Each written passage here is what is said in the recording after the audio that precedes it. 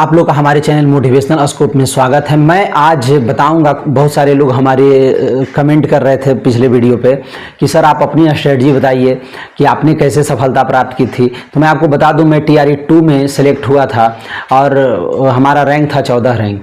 तो मैं भी बहुत ज़्यादा परेशान था एग्ज़ाम के टाइम में। सब लोग होते हैं जैसे आप लोग हैं, वैसे मैं भी परेशान था। ऐसा नहीं था कि मैं किसी दूसरे ग्रह से आया था, मैं परेशान नहीं था, मैं भी परेशान था। देखिए हमारा सब्जेक्ट था, एक तो GS होता है और दूसरा सब्जेक्ट होता है अपना सब्जेक्ट 80 नंबर का, 40 नंबर का GS पूछा जाता है। तो मेरा 80 नंबर मेरा हिंदी था, मैं हिंदी का शिक्षक हूँ, तो मैं हिंदी का तैयारी तो कर लिया था, पर मैं परेशान हो रहा था GS की तैयारी को लेकर के। तो GS की तैयारी के लिए मैं आपको बता दूं, मैं मात्र एक बुक को पढ़ करके मैं 30 के आसपास में अपना स्कोर कर लिया था, मात्र एक बुक को पढ़ करके।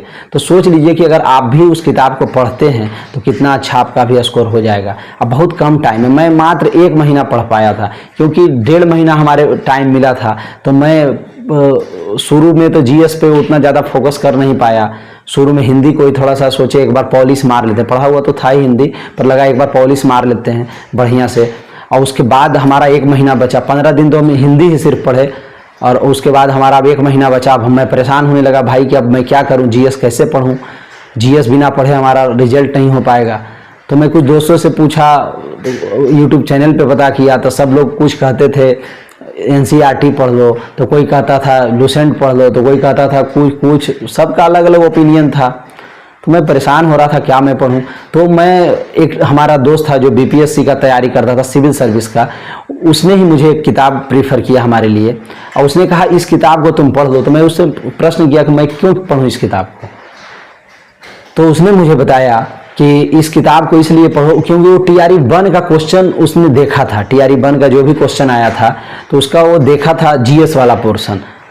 तो वो देखा, वो मतलब कहने का मतलब है वो सिविल सर्विस का भी तैयारी कर रहा था और टीचर का भी तैयारी कर रहा था। वो BEd किया हुआ था, वो भी आज सिलेक्टेड है। BPS सिविल सर्विस का तैयारी आज भी कर रहा है और सिलेक्टेड भी है आज, उससे कभी आपको मैं मिलवाऊंगा। तो समझिए आज अगर हम सफल हैं तो सिर्फ उसी की वजह से, और वो एक किताब जो हमने बताया, बस वही किताब को पढ़ करके मैं सफलता प्राप्त किया। तो हम बात करेंगे उस दोस्त के द्वारा जो बताया गया किताब था उसके बारे में।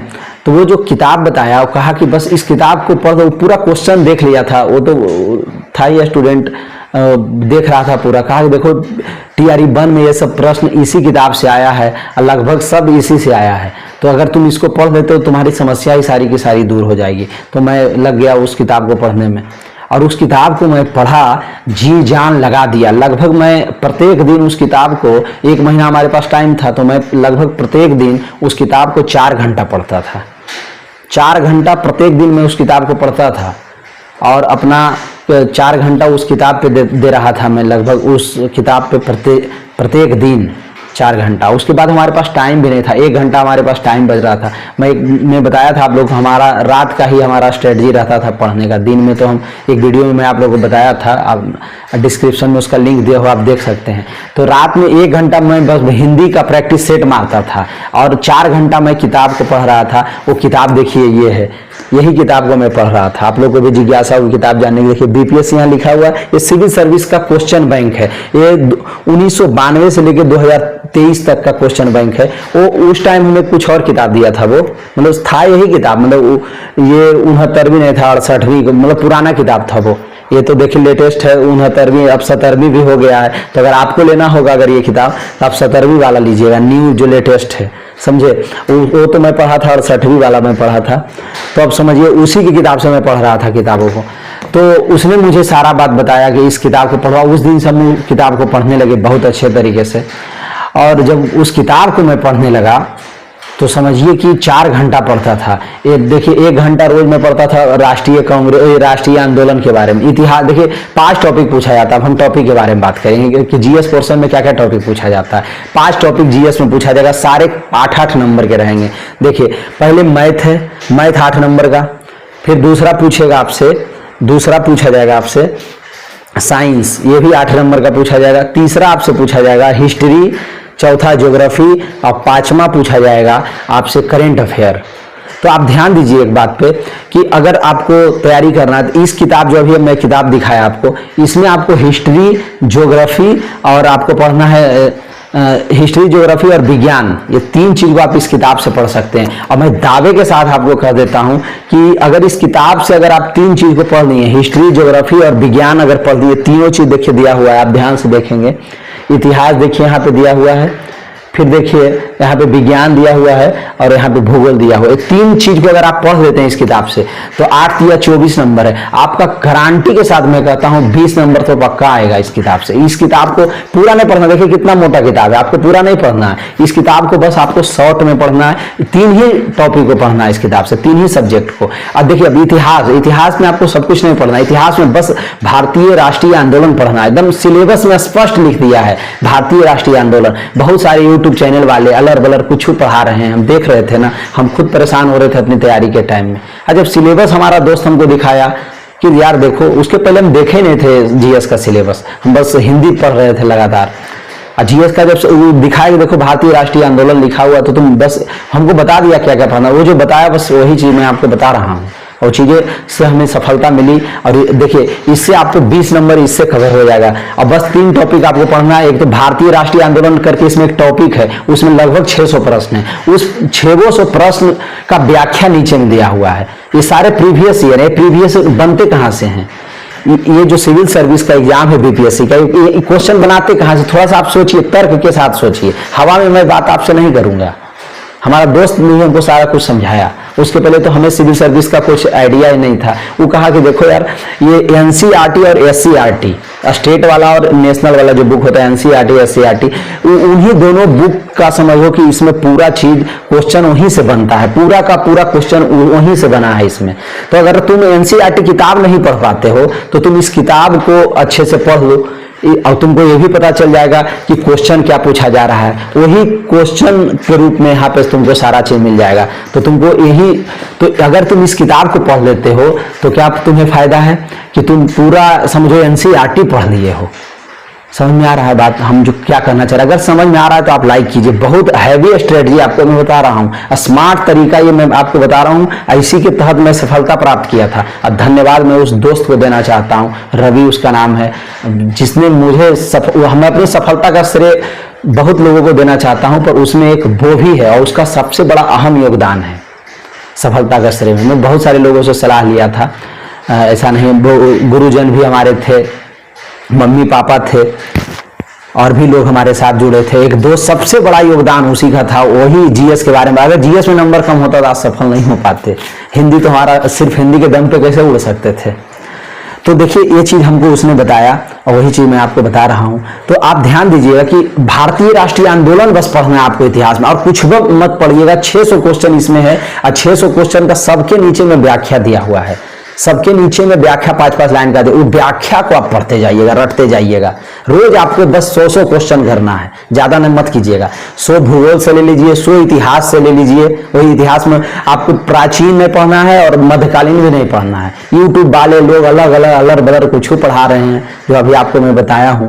अरे क्वेश्चन बस राष्ट्रीय आंदोलन से पूछ रहा है तो आप क्यों अलर बलर पढ़ा रहे हो भाई? 8 क्वेश्चन, 8 में 8 पूछेगा, 7 भी नहीं और 9 पूछेगा। अगर बीपीएससी कर रहा है 8 प्रश्न तो 8 प्रश्न पूछता है। मैथ अगर 8 बोल रहा है तो 8 ही पूछेगा, ना 7 पूछेगा ना 9 पूछेगा, एकदम 8।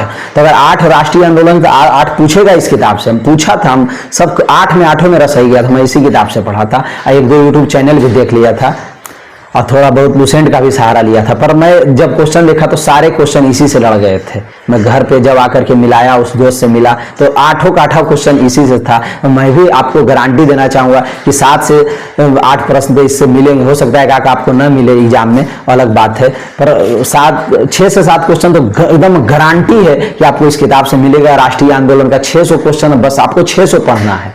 अब हम अगला टॉपिक की बात करेंगे भूगोल पे। भूगोल में आपको ध्यान देना है कि विश्व भूगोल और भारत का भूगोल, ये दोनों आपको देखना पड़ेगा। और उसमें 800-900 क्वेश्चन है लगभग इस किताब में, सारे प्रीवियस ईयर हैं। 1992 से 2023 तक का जितना पूछा गया है वो पूरा क्वेश्चन समझिए इसमें है। और पूरा अगर आप देख लेते हैं 800-900 क्वेश्चन तो समझिए आप एनसीईआरटी पढ़ लिए। अलग अलग क्लास हैं, 6, 7, 8, 9, 10, 11, 12 अलग अलग आपको नहीं पढ़ना, बस इसको आप पढ़ लीजिए, व्याख्या पढ़ते चले जाइए। व्याख्या एक बहुत सरल भाषा में लिखा, आप बहुत अच्छे तरीके से समझ लेंगे।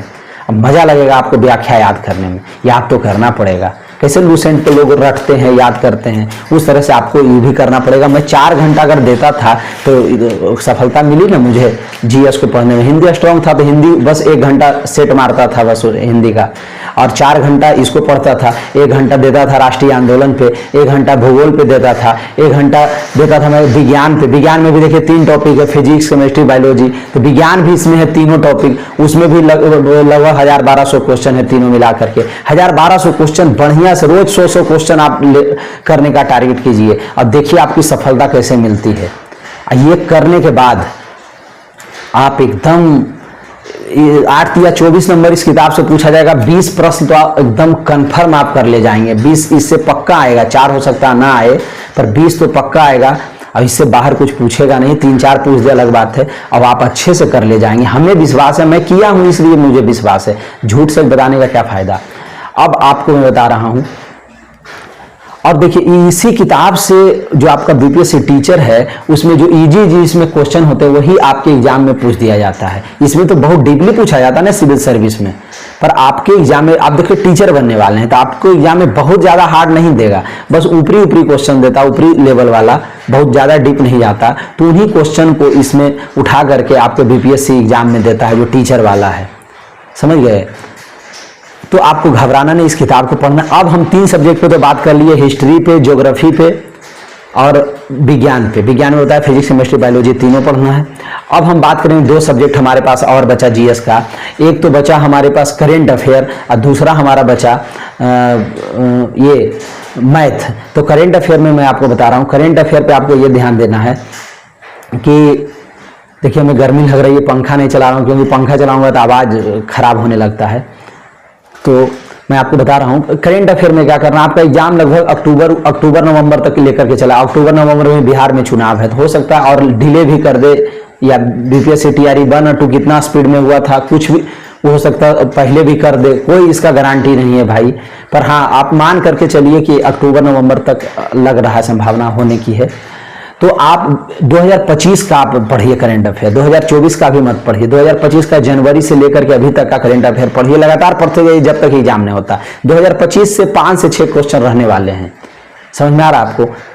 2025 से 5-6 प्रश्न रहेंगे पक्का बीपीएससी में आपके टीचर वाले एग्जाम में, और 2024 से 1-2 प्रश्न, मैक्सिमम 3 प्रश्न पूछेगा। तो हमारा 5 से 6 प्रश्न अगर 2025 से पूछेगा तो 2025 का पढ़ना चालू करेंगे। अब करेंट अफेयर कहाँ से पढ़ना है वो मैं आपको बता रहा हूँ। करेंट अफेयर पे आपको ध्यान देना है कि करेंट अफेयर में आपको एडुटेरिया का पढ़ लीजिए, बिहार स्पेशल, बिहार का जो करेंट अफेयर बहुत अच्छे तरीके से एडुटेरिया वाले टीचर करते हैं और उनसे आप पढ़ लीजिए। अगर आपको पसंद है कि नहीं हम कुमार गौरव सर से पढ़ेंगे उत्कर्ष क्लासेस, तो उनका भी आप पढ़ सकते हैं, कोई समस्या नहीं। या और कोई भी टीचर आपको पसंद है करेंट अफेयर के लिए तो आप उनका पढ़िए। रोज 15-20 मिनट करेंट अफेयर पे आप लगाइए। अगर आपको कुछ नहीं पता चलता है, सब हार्ड लग रहा है, तो एक ईजी चैनल मैं आपको बता दे रहा हूँ जहाँ पे रोज 20 मिनट का वीडियो आता है, रिविजन भी हो जाता है। नेक्स्ट एग्जाम करके एक चैनल है, समझ गए, तो उसका भी आप देख सकते हैं। रोज 20-22 मिनट का उसका वीडियो रहता है, रोज सारा चीज बता देता है, उसका भी आप देख सकते हैं। बहुत सारे चैनल है, किसी का भी आप देख लीजिए, आपकी इच्छा पे है, जो आपको अच्छा लगता है उसका देखिए। अब आते हैं हम लोग मैथ पे।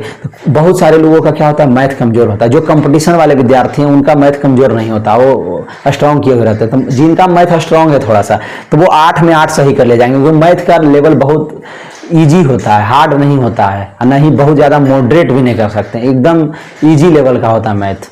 तो अगर आपका मैथ खराब भी है थोड़ा बहुत, अगर आप 7वां-8वां का भी मैथ अगर जानते हैं बनाना, तो आप 3-4 प्रश्न तो ऐसे ही सही कर ले जाएंगे। और देखिए 3-4 प्रश्न तो आपको नहीं आता है, फिर भी आप वहाँ पे अपना कॉमन सेंस से आप क्वेश्चन सही कर लेंगे मैथ का, समझ गए। थोड़ा सा ही जोड़ घटाव ट्रिक फार्मूला लगाना होता है।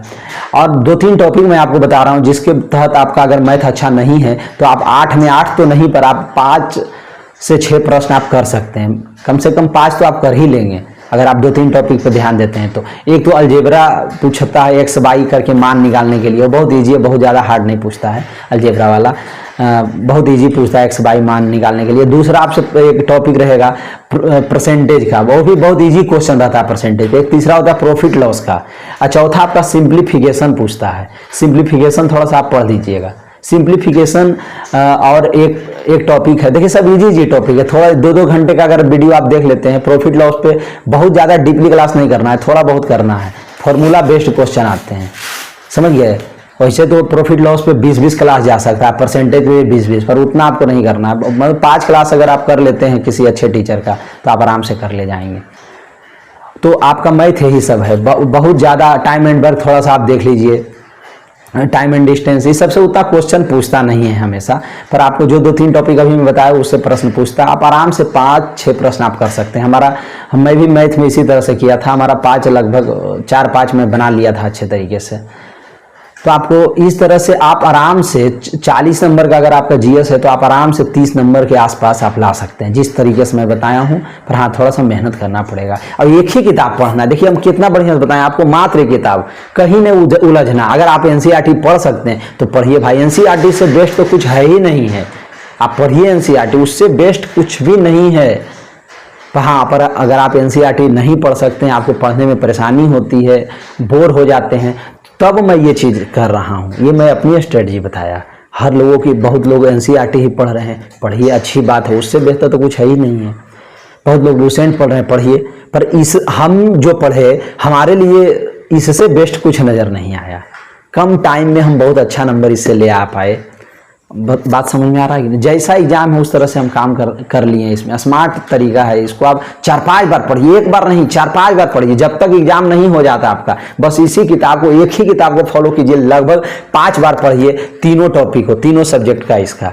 और जो आपको बताए ना 600 क्वेश्चन भारतीय राष्ट्रीय आंदोलन, 800-900 ज्योग्राफी है, और फिर 1000-1200 क्वेश्चन आपका विज्ञान है, तो इसको आप 4-5 बार पढ़िए व्याख्या के साथ, अलग अलग 100 क्वेश्चन करके रोज, जब तक एग्जाम नहीं हो जाता। देखिए आप सफल ना होते हैं, 40 में 30 तो एकदम कन्फर्म है, 40 में 30 अगर इधर ले आए, और आपको पूरा ताकत कहाँ लगाना है, तो पेपर 1 में। जो पेपर 1 कहने का मतलब जो आपका अपना पेपर है, जैसे जिसका जो भी अपना 80 नंबर वाले पेपर में, वहाँ प्रयास कीजिए 70 प्लस लाने का, और इधर आप प्रयास कीजिए कि आप 30 ले आए, तो 70-30 100 हो गया। अगर तो मान लीजिए किसी में कम, इधर हो सकता है 25 आ जाए, उधर हो सकता है 65 आ जाए, तो मिलजुल करके आपका स्कोर 90 के आसपास पहुंच जाएगा। अगर आप 90 के आसपास पहुंच जाते हैं, इससे ज़्यादा मैथ को छोड़ करके, इससे ज़्यादा तो कट ऑफ किसी भी पेपर का रहता ही नहीं है। फीमेल का कट ऑफ तो और कम जाता है। बात समझ में आ रहा है। और मेल का, जनरल का मैं कट ऑफ बता रहा हूँ, 90 से ज़्यादा किसी का कट ऑफ नहीं रहता, बस मैथ उठ करके 1-2 सब्जेक्ट को छोड़ करके। अगर आपको हमारा वीडियो अच्छा लगा हो, हमारा स्ट्रेटजी, हम आगे भी बहुत सारे वीडियो लाएंगे, आप कमेंट कीजिएगा जो आपकी ज़रूरत है। आप हमारा चैनल सब्सक्राइब कीजिए। हिंदी पे अगला वीडियो हमारा आएगा, हिंदी 80 नंबर को कैसे अच्छे करें। आप लोग और भी कुछ वीडियो चाहिए तो कमेंट कीजिए, लाइक कीजिए, सब्सक्राइब कीजिए। जय हिंद, जय भारत।